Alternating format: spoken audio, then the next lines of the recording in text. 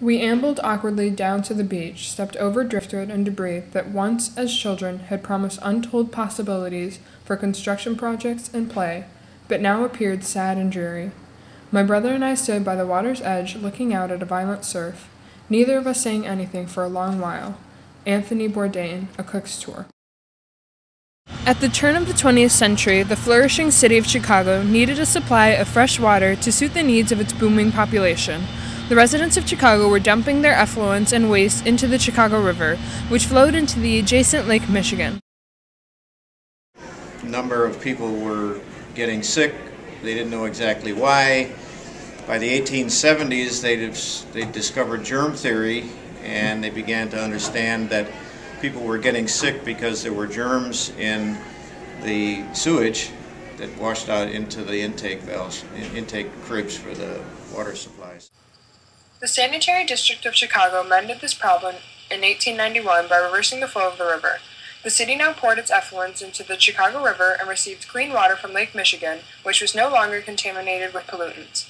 The reversal provided Chicagoans with a source of fresh water and allowed for the city's population to boom disease-free. This fix worked for a century and tricked a city into believing it was invincible, that its water was pure and uncontaminated. However, many problems have started as solution. Since Chicago was first inhabited, the Chicago River has been the city's dirty secret. The iconic vision inspired by movies reminiscent of Ernest Goes to Camp inspire images of summers spent on rope swings and jumping off cliffs into cool, refreshing waters. Dreams of summer spent frolicking in the river are continually raised with a simple glance at the river's lethargic green hue.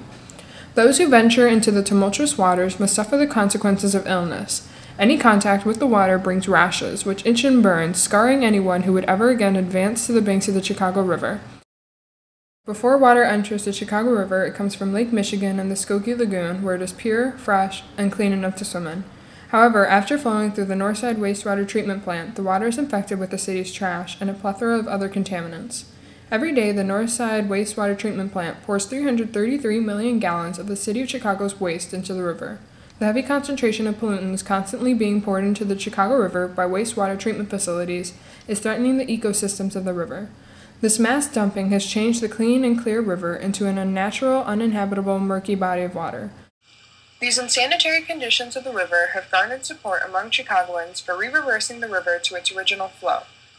All the growth of the Chicago area, all the industries were pretty much along the waterway.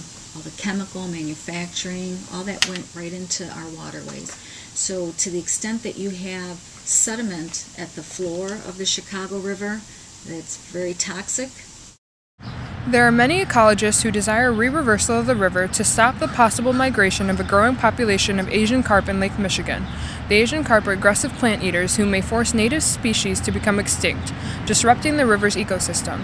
Because of the fear of disruption of the Great Lakes aquatic ecosystem, there have been considerations of another reversal of the river so as to eliminate any threat of the Asian carp invasion. This reversal would cost billions of dollars and would involve the installation of many sluices along the Chicago River and along Lake Michigan. By changing the river's flow, Chicagoans would be pushing the contaminated effluents a different direction, back towards Lake Michigan. The continual problem of pollution would still be present in the river. The Northside Wastewater Treatment Plant's qualms derive from the unfortunate fact that the plant does not have a final or tertiary stage in the treatment process to sanitize the water. Tertiary treatments are used as the ultimate step in wastewater treatment process and are used to purify the water. Accordingly, billions of poisonous bacteria are dumped into the river every day. These microbes have incredibly high biological oxygen demand rates, meaning that they consume the oxygen that species of the river need to survive. These microbes deteriorate the plants living in the Chicago River and even in the Mississippi River, which the Chicago flows into. As these organisms die, so do the animals and creatures which inhabit these rivers. Chicago is the only major American city that doesn't have disinfection stages at its 3 main sewage treatment plants. The Metropolitan Water Reclamation District estimates that it would cost them billions of dollars for all of them to have disinfecting stages.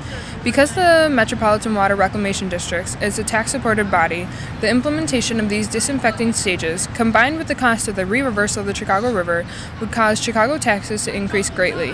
This would most likely not be taken well by Chicagoans, since taxes are already high in the city and the country is currently facing a low economy. To quell this urgent problem, the City of Chicago and its Water Reclamation District must use their funds for the acquisition of tertiary treatments for its wastewater treatment plants. The most efficient and cost-effective of these treatments is UV light treatment. This would sterilize the microbes so that they cannot reproduce and thus cannot spread through the waters, killing the ecosystems. Although the migration of the Asian carp into the Chicago River is gradually becoming more important, water cleanliness and sanitation is a dire issue requiring immediate attention. Cleaning the river must become a serious undertaking due to the health risks of full-body contact with the river. As a city, Chicago needs to take responsibility for the quality of the river's water. Instead of avoiding this issue of water cleanliness by re-reversing the river, more intensive tertiary treatment programs should be initiated. By cleaning the river, future generations of Chicagoans will be able to enjoy a cleaner body of water. As the Chicago River transforms from contaminated to clean, Chicago will morph into an ecologically friendly city.